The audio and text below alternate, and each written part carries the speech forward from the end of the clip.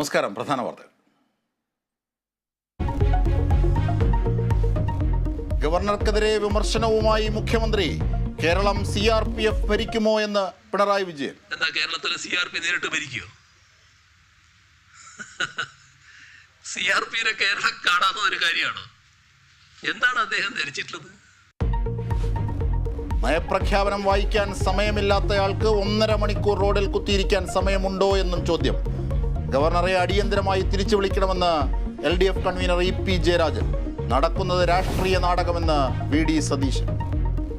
Governor SFI പോര് പുതിയ തലങ്ങളിലേക്ക്. നിലമേൽ സംഭവത്തിന് പിന്നാലെ ഗവർണറുടെ സുരക്ഷാ ചുമതല CRPFന്. രാജ്ഭവനിലെത്തിയത് 30 അംഗ കേന്ദ്രസേന. കരിങ്കൊടി കാണിച്ച് SFIക്കാർക്ക് നേരെ 2 മണിക്കൂറോളം റോഡിലിരുന്ന് ഗവർണറുടെ പ്രതിഷേധം.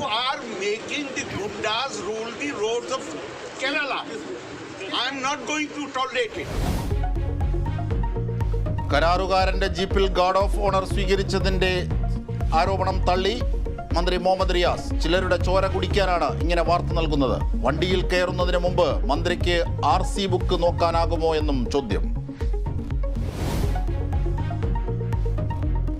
ബീഹാറിൽ നീക്കങ്ങൾ വേഗത്തിലാക്കി നിതീഷ് കുമാർ. നാളെ ഗവർണറെ കാണാൻ സമയം തേടിയതായി സൂചന.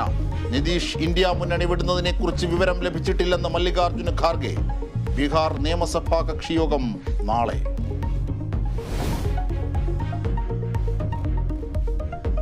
കാത്തിരിപ്പുകൾക്ക് വിരാമം. മമ്മൂട്ടി ചിത്രം ഭ്രമയുഗത്തിന്റെ റിലീസിംഗ് തീയതി പ്രഖ്യാപിച്ചു. ഫെബ്രുവരി 15-ന് ചിത്രം തിയേറ്ററുകളിൽ. ഓസ്ട്രേലിയൻ ഓപ്പൺ വനിതാ സിംഗിൾസ് കിരീടം അരീന സബലങ്കയ്ക്ക്. ചൈനീസ് താരം ക്വിൻ വെൻ ഷെങ്ങിനെ തോൽപ്പിച്ചത്. നേരിട്ടുള്ള സെറ്റുകൾക്ക് സബലങ്കയുടെ കിരീട നേട്ടം 2ാം തവണ.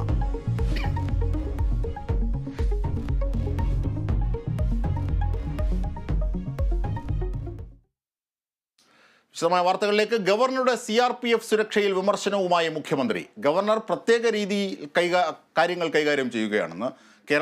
കേരളം CRPF ഭരിക്കുമോ എന്നും മുഖ്യമന്ത്രി ചോദിച്ചു. നയപ്രഖ്യാപനം വായിക്കാൻ സമയമില്ലാത്തയാൾക്ക്